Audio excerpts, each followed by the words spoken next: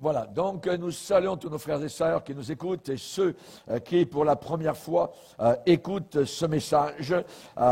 J'aimerais vous avertir, c'est un message puissant, un message qui fait trembler, un message qui, évidemment, ravive nos intentions, si certains avaient des intentions de s'éloigner du Seigneur ou de retourner dans le monde, eh bien, ma prière, c'est que ce message vraiment vous secoue littéralement jusque dans la racine de votre âme. Nous allons lire Apocalypse chapitre 20 et au verset 11. Apocalypse chapitre 20, verset 11.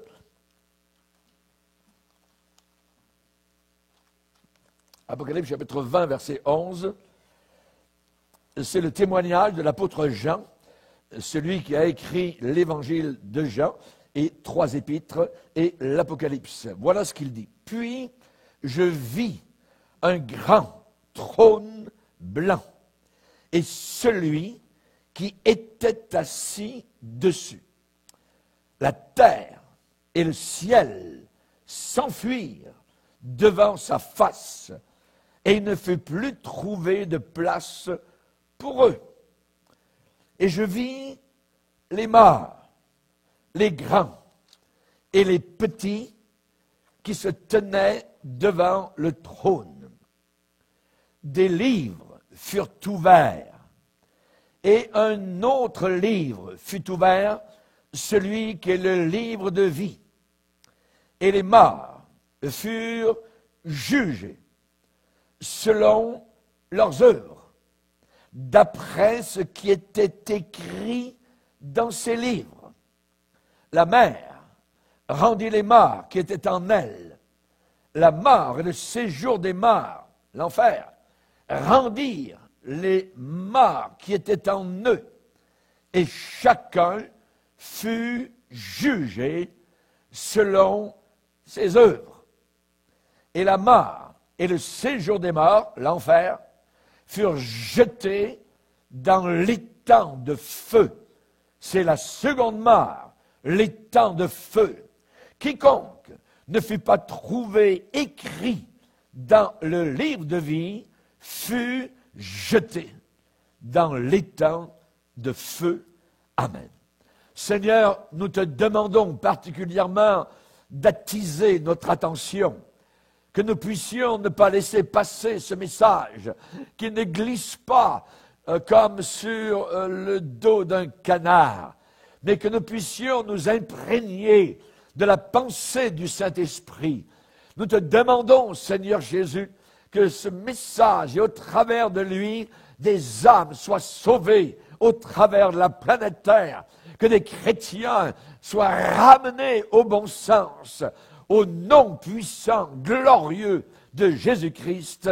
Amen. Et tout le peuple dit Amen. Amen. On peut s'asseoir, frères et sœurs. Alléluia. Nous allons parler, dans l'heure qui suit, de l'un des sujets les plus sérieux que je connaisse. Le jugement dernier. Faites très attention à ce qui va être dit, parce que les bobines du ciel sont en train de rouler, et Dieu vous voit maintenant là où vous êtes, dans ce lieu, en train d'écouter. Et il vous voit au travers de la terre, dans vos maisons, ou là où vous êtes, en train d'écouter ce message. Nous avons besoin de faire très attention. Si vous ne connaissez pas Jésus-Christ, ces jours, vous allez passer en jugement. Vous avez un rendez-vous avec la divinité. Vous allez faire face et rencontrer Jésus-Christ. Je vais vous donner un exemple, un témoignage qui a été donné et qui a attiré mon attention. Un jeune pasteur est arrivé dans une petite ville pour être le nouveau pasteur d'une assemblée. Et dans cette petite ville, il y avait un sceptique, il y avait un moqueur, un agnostique qui ne croyait pas en Dieu, un pseudo-intellectuel. Et son amusement préféré c'était de tourmenter, de harceler les prédicateurs, d'argumenter par rapport à l'Évangile et de ridiculiser l'Évangile. C'était son amusement préféré. Il avait toujours hâte qu'un nouveau prédicateur arrive en ville. Et un jour, ce monsieur a rencontré le nouveau pasteur. Le nom de cet homme, Bert Alney. Et il a dit au pasteur, « C'est vous qui êtes le nouveau pasteur en ville, est-ce que c'est vrai? » Et le pasteur a dit, « Oui, c'est moi. » Eh bien, je vais vous dire quelque chose, pasteur. Je m'appelle Bert Alney. Je ne crois pas en Dieu. Je ne crois pas que la Bible est la parole de Dieu. Je crois que le ciel est simplement du sentimentalisme et croire à l'enfer éternel avec les flammes est une folie et une absurdité. Monsieur le pasteur, je crois que vous êtes un imposteur en ville, vous êtes un fraudeur, et tous ceux qui vont vous écouter prêcher sont des hypocrites. Le venin de Satan. Le jeune pasteur a regardé cet homme droit dans les yeux et a cité un verset de la Bible. Monsieur, j'aimerais vous dire quelque chose.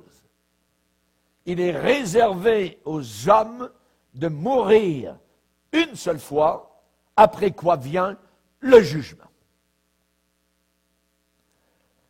Alney a dit, « Pasteur, ne me citez pas la Bible, je n'y crois pas. Qu'avez-vous à me répondre? » Le jeune pasteur a répondu, « Il est réservé aux hommes de mourir une seule fois, après quoi vient le jugement. » L'autre a dit, l'incrédule, « C'est pas un argument ce que vous me dites. Ne me dites pas cela. Je viens de vous dire que je ne crois pas cela. » Le jeune pasteur a répété, « Il est réservé aux hommes de mourir une seule fois, après quoi vient le jugement. » L'autre a dit, « C'est stupide, c'est totalement insensé, pasteur. Je crois que vous n'avez pas suffisamment de connaissances pour argumenter et répondre. » Le jeune pasteur a repris, « Monsieur, il est réservé aux hommes de mourir une seule fois, après quoi vient le jugement. » Cela a exaspéré tellement l'incrédule qu'il a reviré les talons comme sur un dissous. Elle a fait demi-tour, totalement écœurée, et s'est éloignée avec dégoût. Et plus tard, Alney a témoigné. Savez-vous ce qu'il a dit? Quand je suis retourné ce soir-là, chez moi à la maison, j'ai traversé à pied le pont, au-dessus de la rivière. Et en bas, dans le vallon, j'entendais les grenouilles de la rivière. Et elles disaient toutes, « Jugement, jugement, jugement, jugement. »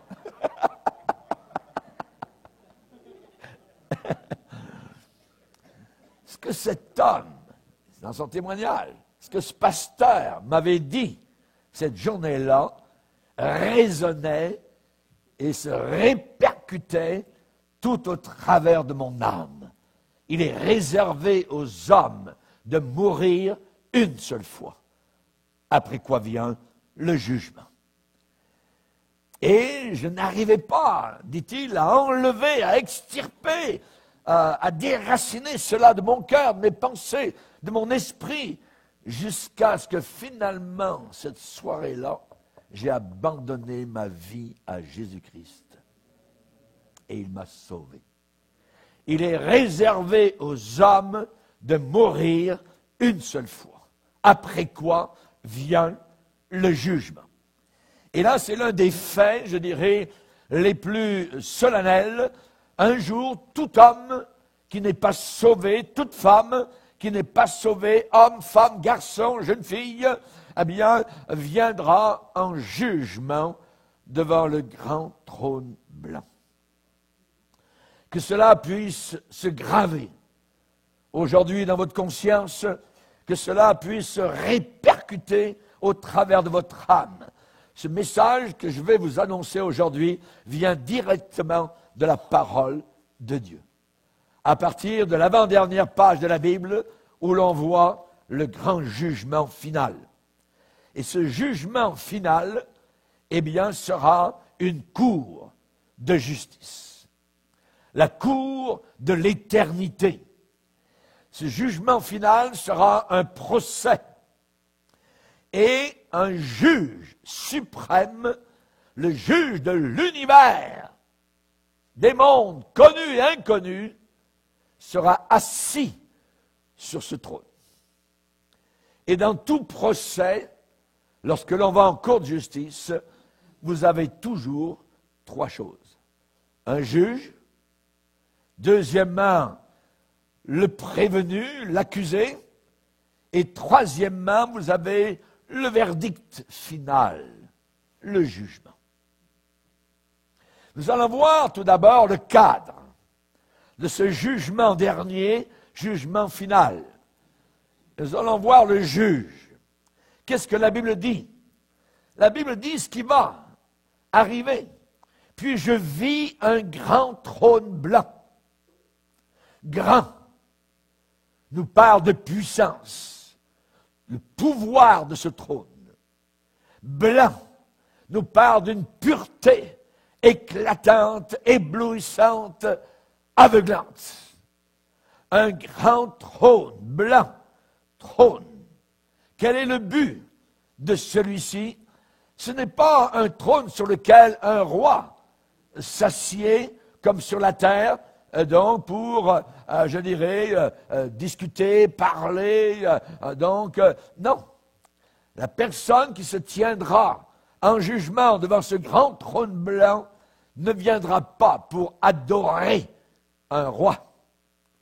Il sera jugé et condamné pour l'éternité. Parfois, les gens disent, pasteur, priez pour moi, priez pour nous tous, pour que nous puissions nous tenir devant le grand trône blanc de Dieu. Ne priez pas pour ça, parce que devant ce grand trône blanc, personne n'est sauvé. Personne ne sera sauvé. Ne priez pas cette prière pour vous, pour les autres, ou pour moi, si vous savez de quoi vous parlez. Mais ceux qui se tiendront devant ce trône seront là pour être damnés, pour être condamnés, pour être jugés. Question, qui est assis sur ce trône? Qui est cette personne, ce juge? Je vis, dit Jean, celui qui était assis dessus. Imaginez la terre et le ciel s'enfuir devant ce trône et celui qui était assis dessus. Et il n'y avait plus de place ni pour le ciel, ni pour la terre. Juste des hommes, des femmes devant le grand trône du jugement. C'est terrible. Je vais vous dire, qui sera ce juge? Vous n'allez pas vous juger vous-même. Non, Seigneur, moi, je pense que je ne suis pas si pire que ça. Non. Vous ne serez pas jugé selon vous-même. Hein?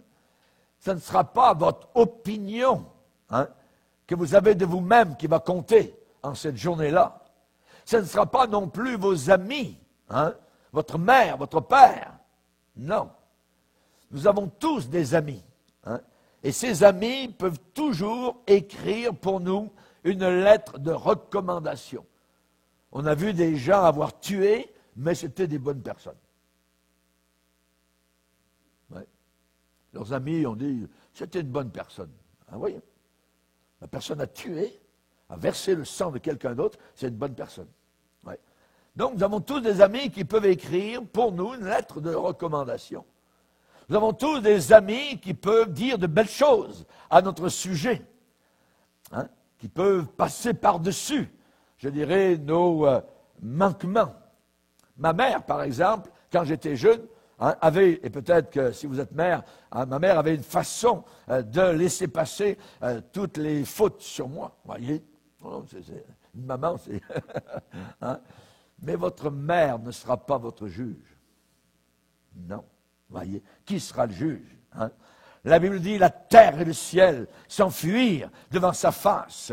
Qui sera le juge? Celui qui était assis sur le trône. Celui, c'est quelqu'un. Quelqu'un de si formidable, si majestueux, si terrible, imposant, effroyable, que même les cieux et la terre fuient devant lui. Les gens qui disent, on va s'arranger là-haut, tout ça, avec Dieu, vous ne vous arrangerez pas si vous arrivez devant ce trône. Êtes-vous prêts pour cela? Le juge n'est personne d'autre que Jésus-Christ. Jean 5, 22, le Père ne juge personne, mais il a rendu tout jugement, il a remis tout jugement au Fils. Le Père a donné au Fils le pouvoir de juger. Pourquoi? Parce qu'il est Fils de l'homme, il est venu sur la terre. Ne vous étonnez pas de cela. Et cela est très important. Très important. L'homme qui a été cloué sur la croix à l'extérieur de Jérusalem il y a 2000 ans, c'est lui qui sera sur le grand trône blanc. C'est lui. Cela est très important. Aussi certain que mon nom est Raymond Bourgier, aussi certain que je me tiens aujourd'hui devant vous, aussi certain qu'il y a de la respiration encore dans mon corps, il y a un souffle, aussi certain qu'il y a un Dieu dans les cieux, vous allez rencontrer Jésus-Christ. Tous ceux qui sont ici, vous allez un jour rencontrer Jésus. Peut-être que vous ne marcherez pas en avant dans les ailes de l'Église pour donner votre cœur à Jésus. Dans certaines églises, ils vont vous rouler dans un cercueil pour venir en avant après votre mort. Peut-être que certains prédicateurs prêcheront à vos funérailles, mais votre âme sera déjà en enfer avant même que le croque-mort soit au courant de votre mort. La minute après que votre cœur a cessé de battre, si vous n'avez pas Jésus-Christ comme sauveur, vous êtes en enfer.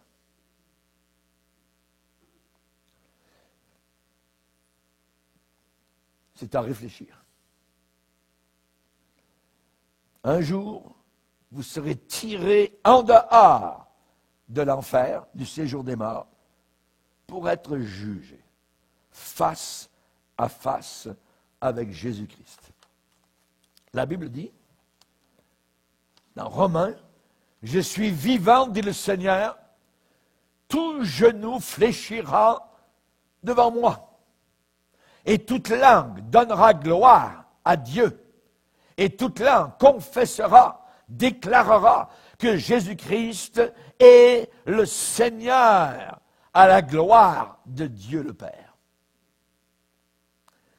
Si vous ne rencontrez pas Jésus-Christ comme sauveur, ici-bas sur cette terre, vous allez le rencontrer comme votre juge. Si vous ne rencontrez pas Jésus dans la grâce, vous allez le rencontrer dans le jugement. Si vous ne rencontrez pas Jésus-Christ comme un agneau, vous allez le rencontrer comme un lion. Vous avez un rendez-vous avec la divinité. Voilà le setting, l'ordre des choses. Prépare-toi à la rencontre de ton Dieu. Si on est sauvé, on ne passera pas devant ce grand trône blanc. Parce que nous sommes sauvés, pardonnés. Nous passerons devant le trône de Christ. Là, nous serons sauvés et il y aura des récompenses données, accordées à ses enfants. Maintenant, la Bible dit, prépare-toi. Prépare-toi à la rencontre de ton Dieu. Lorsque l'apôtre Paul prêchait à l'intelligentsia d'Athènes, il leur a déclaré, Dieu maintenant, sans tenir compte des temps d'ignorance dans le passé, annonce maintenant que tous doivent se repentir, parce qu'il a fixé un jour où il jugera le monde par l'homme qu'il a désigné, et ce dont il a donné à tous une preuve certaine en le ressuscitant d'entre les morts. Jésus est vivant. C'est la preuve que le jugement va avoir lieu. Nous allons voir maintenant, non plus celui qui est assis sur le trône, mais nous allons voir les prévenus, les accusés. Qui sont-ils? Il y a un grand trône blanc, éclatant, aucune tache. Et je vis les morts, les grands et les petits, qui se tenaient devant le trône. Des livres furent ouverts, et un autre livre fut ouvert, celui qui est le livre de vie. Et les morts furent jugés selon leurs œuvres, d'après ce qui était écrit dans ces livres. Donc, il y a une convocation qui sera annoncée, une convocation qui sera lancée. Une assignation à comparaître sera déclarée. Les morts, les grands, qui ont été grands dans ce monde, les petits, qui ont été petits inconnus dans ce monde, seront convoqués dans cette cour de l'univers. Qui sont ces morts? Qui sont-ils qui sont convoqués? Je vis les morts, les grands et les petits. Ça veut dire les big shots de ce monde seront là, devant le trône. Voyez, les gros bonnets, les grands messieurs, les grandes dames seront devant le trône. Il y aura aussi les petits bonnets, c'est-à-dire les petites gens. Tous ces gens qui ne sont pas sauvés vont se tenir en jugement. Ceux qui sont bien connus, qui ont été bien connus dans ce monde, et ceux aussi que personne ne connaît. Les grands et les petits. Et je vis les morts. Et là, parmi ces morts, nous pouvons observer 4 catégories de personnes. 4 types de gens. Et écoutez bien pour voir si vous allez vous trouver dans l'un de ces groupes, 4 groupes. Premièrement, les pécheurs. Pécheurs enracinés, invétérés, encrassés, donc seront là. Je ne crois pas qu'il y en ait ici aujourd'hui. Mais peut-être, certains qui m'écoutent par Internet, vous êtes un pécheur invétéré. Ce sont ceux qui haïssent Dieu, qui haïssent Jésus, la Bible, les prédicateurs, ceux qui haïssent les réveils spirituels, ceux qui haïssent les églises, ceux qui crachent sur la croix, ceux qui ridiculisent le sang de Jésus, ceux qui lancent leurs petits poings à la face du Dieu Tout-Puissant. Ils se vantent, ils ont une grande assurance sur cette terre, et ils sont méprisants. Ils n'ont pas cru au nom du Fils unique, et ce jugement, c'est que la lumière est venue, et ils ont repoussé la lumière. Ils sont effrontés. Et ils disent, mais voyons donc, s'il y a un Dieu, il n'est pas assez fort pour qu'il fasse que je le serve. Ils haïssent Dieu. Ils méprisent ce que nous faisons ici aujourd'hui et dans l'Église. Mais il n'y a personne qui est comme cela ici, aujourd'hui. À moins que vous soyez venus pour vous rire, vous amuser de Dieu. Si c'est le cas, que Dieu ait pitié de votre âme et de votre état. Ces gens-là seront devant le trône blanc. Grand, immense, trône blanc. Plus de terre, plus de ciel. Rien sous les pieds, devant le trône. Suspendu dans l'éternité. Ces gens-là seront là. On sait que dans la génération de Noé, eh bien, on s'est moqué de ce prédicateur pendant 120 ans. On s'est moqué de Jérémie. On s'est moqué de l'apôtre Paul, très souvent. Et il y a un homme dans la Bible, un roi, à qui un jour on a apporté la Bible. Il était devant un brasero en train de se chauffer durant l'hiver. Et il a commencé à lire. Et il a pris un canif et il a commencé à déchirer le parchemin et à placer ça dans le feu. Il est mort comme un âne, nous dit la Bible. Joachim, vous relirez cela. On ne se moque pas de Dieu. Ce qu'un homme sème, il le récoltera aussi. Donc, première catégorie qui seront là, les pécheurs invétérés. Deuxièmement, des gens qui se croient justes. Des gens qui se croient justes. Et ces gens-là sont l'opposé de la première catégorie. Sont des gens de bonnes personnes, hein, vont à l'église de temps en temps, ils donnent leur argent, ils sont baptisés dans l'eau parfois, hein, et ils sont allés à l'école de dimanche. Ils sont cultivés, ils ont de bonnes manières, et ils croient que l'Évangile, c'est uniquement pour les voleurs, pour les meurtriers, les pervertis sexuels.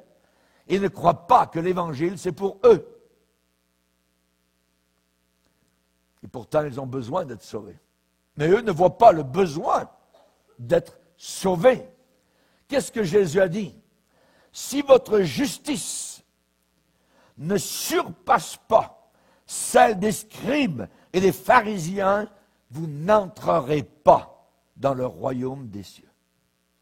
Il nous faut une justice qui dépasse les gens religieux de ce monde. Où allons-nous trouver cette justice? Uniquement au calvaire, à la croix. C'est la justice d'un autre, ce n'est pas la vôtre. Vous n'êtes pas sauvés par vos bonnes œuvres, par votre justice, non. Et là, particulièrement, donc, il y a des gens qui vont aller en enfer, c'est vrai, parce qu'ils boivent, hein, ils sont drogués, ainsi de suite, mais les gens vont aller en enfer, même s'ils ne se sont jamais drogués ni enivrés. Ce sont des gens qui croient que l'Évangile est pour les buveurs, les drogués, les meurtriers, les voleurs de banque, ainsi de suite. Mais pas eux. Pas eux. Et ils croient qu'ils n'ont pas besoin d'être sauvés. Et quand un pasteur prêche un sermon, comme vous entendez aujourd'hui, à l'invitation, il y a une invitation pour donner sa vie à Jésus-Christ, se repentir. Ces gens-là regardent autour d'eux pour voir s'il y a quelques-uns de ces vieux pécheurs qui vont se lever et vont se lever pour venir donner leur cœur à Jésus-Christ. Mais pas eux. Mais pas eux. Je ne suis pas comme le reste des hommes. Rappelez-vous l'homme religieux qui était dans la synagogue en avant. Seigneur, je te bénis de ce que je ne suis pas comme le reste des hommes. Mais le reste des hommes, nous sommes tous des pécheurs. Tous ont péché.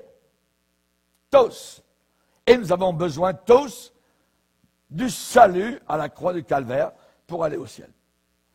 Maintenant, eh bien, ce que nous pouvons dire, c'est que la pire des méchancetés humaines, ce n'est pas mentir, voler, faire du mal. La pire des méchancetés humaines, c'est la bonté humaine. Lorsque cette bonté humaine devient un remplacement, devient un substitut pour la nouvelle naissance. Je suis bon, je suis gentil, je fais des bonnes œuvres, je n'ai pas besoin, moi, du sang de Jésus, ainsi de suite. Voyez? Donc, il n'y a pas de plus grand péché que la justice personnelle qui nous empêche de venir à Jésus-Christ. Et ces personnes, dans le monde, sont égomaniaques. Je me moi, et se pavanent, mais en réalité sur le chemin, non pas du ciel, mais de l'enfer. Et ils se pensent trop gentils, trop bons pour être damnés. Sur la terre, nous avons environ 8 milliards, on va aller vers le 9 bientôt, de personnes. Si vous deviez placer, écoutez bien, je vais vous donner une image, vous allez comprendre tout de suite. Si vous deviez placer ces milliards de personnes dans une seule ligne, une seule rangée, la file indienne, irait jusqu'à la Lune, en ferait le tour plusieurs fois et reviendrait, retour sur la Terre. Et vous n'auriez pas encore atteint le bout, la fin de cette ligne. Si vous deviez prendre une coupe en or, et la faire passer entre les mains des 8 à 9 milliards de personnes en demandant que chacun y dépose toute sa bonté personnelle, sa justice, et ensuite dépose les bonnes œuvres et passe la coupe à la personne suivante. 9 milliards de personnes environ font ça. Et encore à la suivante. Quand cette immense coupe d'or arriverait à la fin des milliards de personnes, à la dernière personne, il n'y aurait pas suffisamment de justice, de bonnes œuvres dans cette coupe pour sauver de l'enfer éternel un seul garçon, une seule fille. Ça, c'est l'Évangile. Comprenez-vous cela? J'ai fait du bien, j'ai fait... Jamais. Dieu a dit, toute notre justice devant Dieu est comme un vêtement souillé, sale, crasseux. Quand le Saint-Esprit vous montre aujourd'hui que vous avez votre carte de membre, vous dites, ah, moi je suis en règle, tout ça, c'est ma carte de membre d'église, tout ça, hein, moi je garde les 10 commandements, hein, mais vous ne pouvez pas être sauvé par ça. Vous ne pouvez pas être sauvé par ça. Voyez, Paul l'apôtre a dit aux Galates, si la justice, si le salut s'obtient par les bonnes œuvres, Jésus est donc mort en vain. Si le salut s'obtient parce que vous êtes bon et gentil, alors Jésus n'avait pas besoin de mourir sur la croix. Mais comme vous ne pouvez pas et vous ne pourrez jamais être sauvé par vos bonnes œuvres, il fallait que Christ meure sur la croix pour toi. Alléluia. Alléluia. Savez-vous ce que cela signifie? Si vous pouvez être sauvé par vos bonnes œuvres, alors le calvaire est une gaffe monumentale.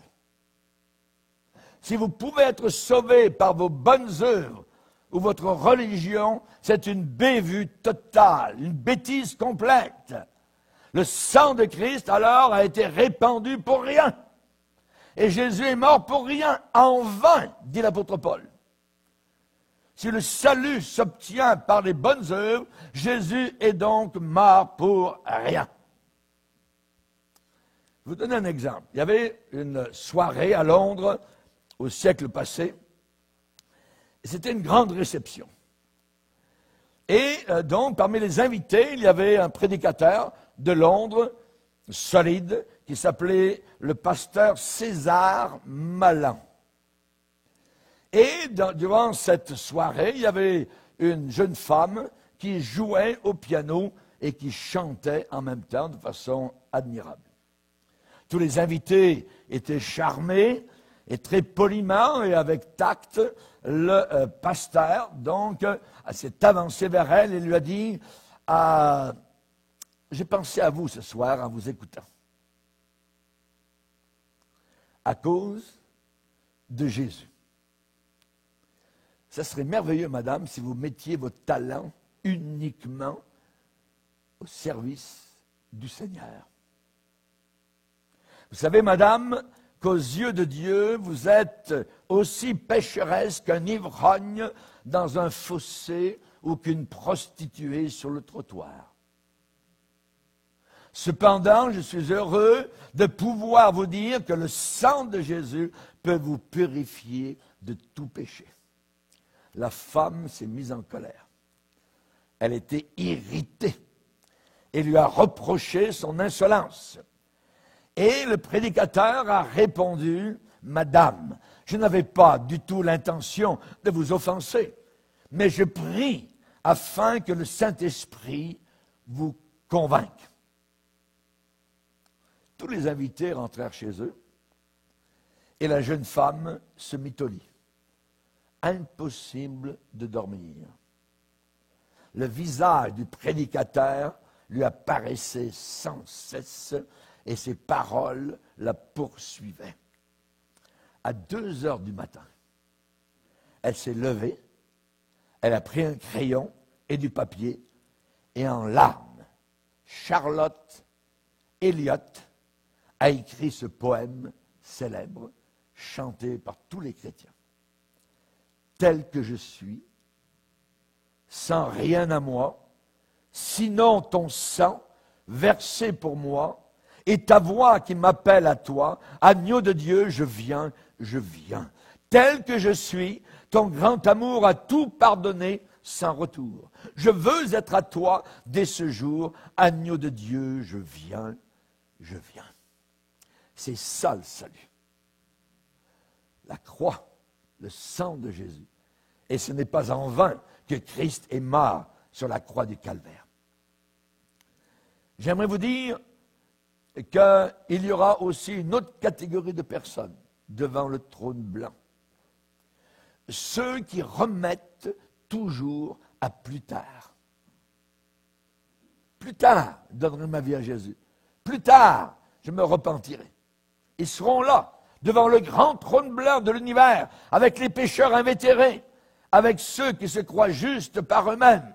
Et ces gens-là ne sont pas des pécheurs invétérés. Ils n'haïssent pas Dieu, pas du tout. Voyez, ce ne sont pas des gens qui se croient justes par leurs bonnes œuvres, mais ils savent qu'ils ont besoin d'être sauvés. Chaque fois que l'Évangile est prêché, ces gens sentent dans leur cœur ce tiraillement. Le tiraillement dans le cœur, ce battement, cette traction, cette lutte. Il y a une bataille, un combat intérieur, une sorte de frisson, cette saccade, ce bras de fer. Quand un prédicateur se lève et dit « Venez à Jésus, donnez-lui votre cœur avant qu'il ne soit trop tard. » Il y a quelque chose qui en eux leur dit « Tu devrais le faire. Tu devrais venir à Jésus-Christ. » Mais voilà que Satan vient leur chuchoter à l'oreille, à voix basse, et les intimide. Plus tard, voyez, remets à plus tard, pas aujourd'hui, non, pas aujourd'hui, demain. Hein?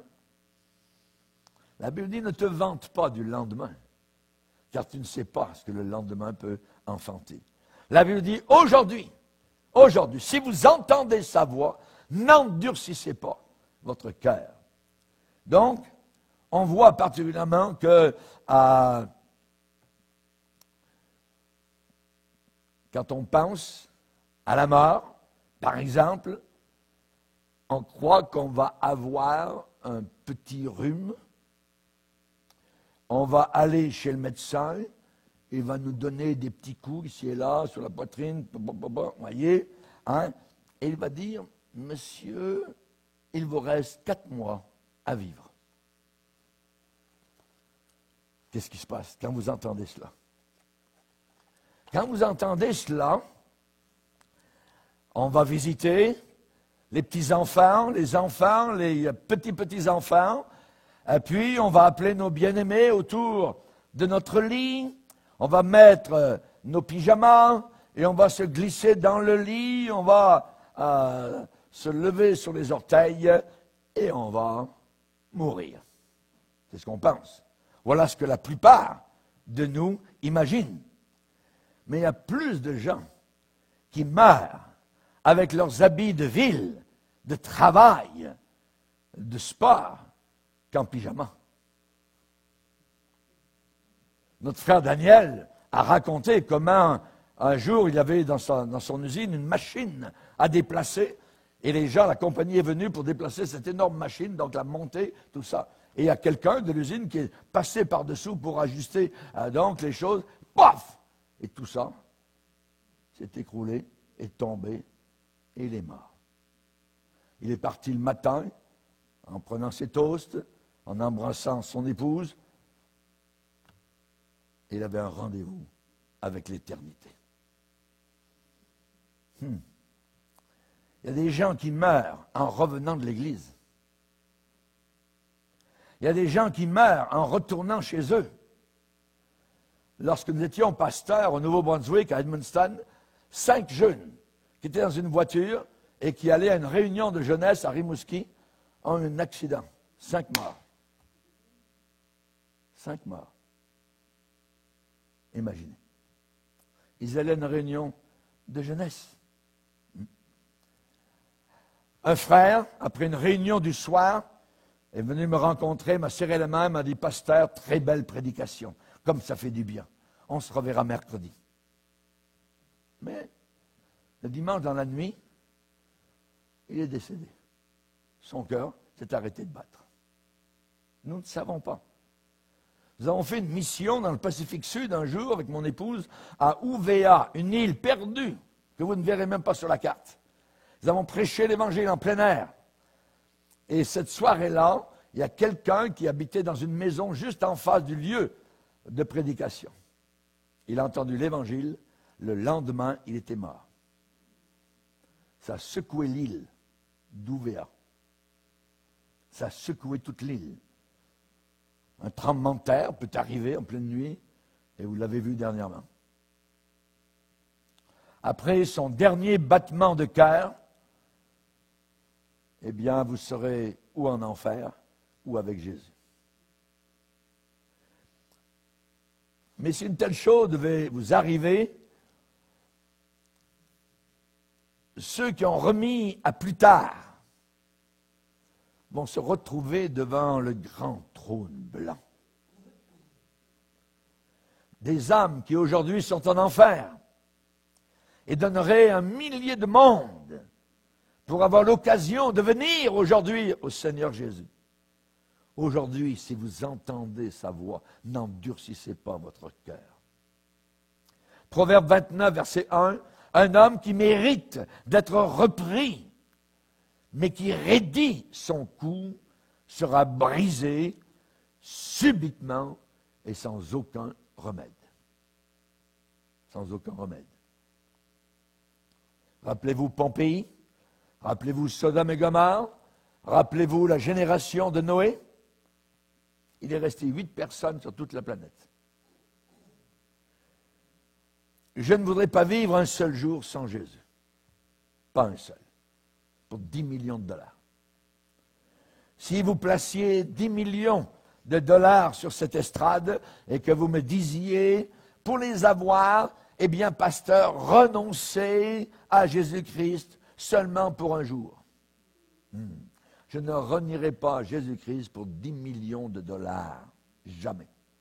Jamais. Celui qui me reniera devant les hommes, je le renierai dans le ciel. Donc, il y a une autre chose que je sais. C'est que je pourrais mourir durant cette période de 24 heures.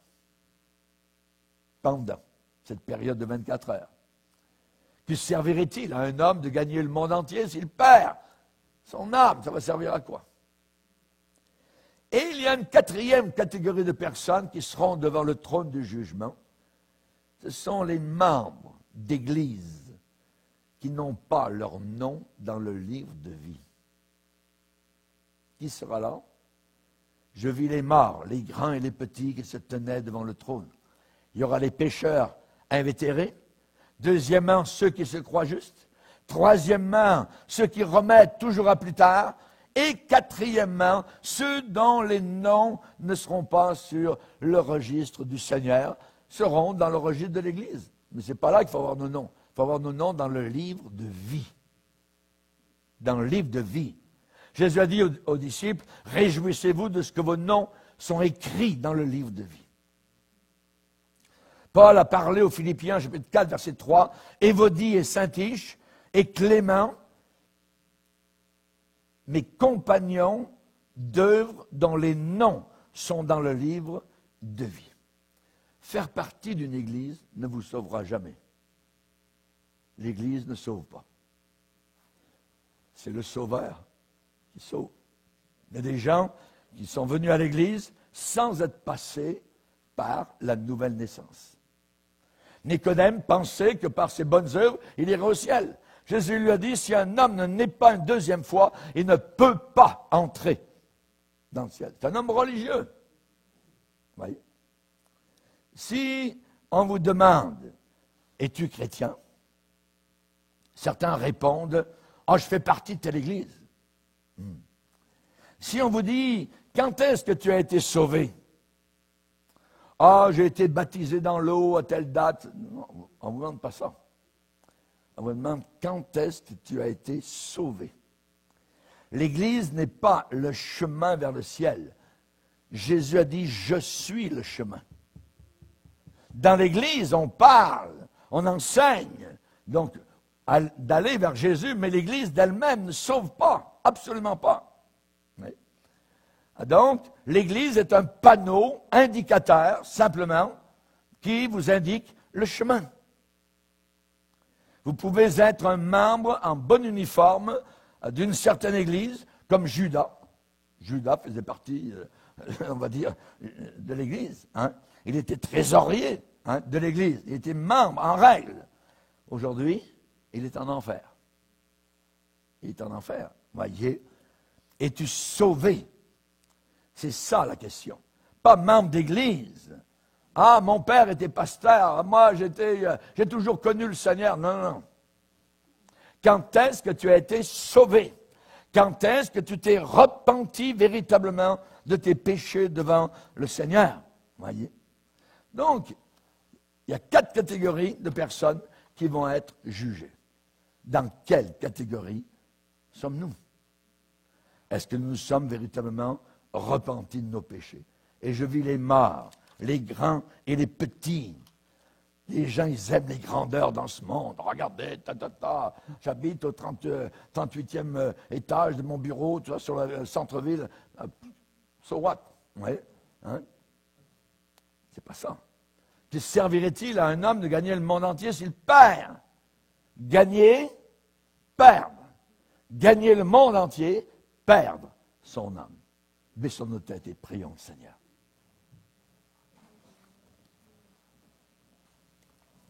Seigneur, nous sommes devant toi et nous te bénissons, Seigneur, de nous interpeller par le Saint-Esprit.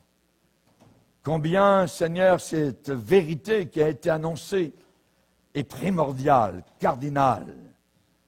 Nous te demandons, Seigneur Jésus, que celui qui a remis à plus tard puisse maintenant se donner à Jésus.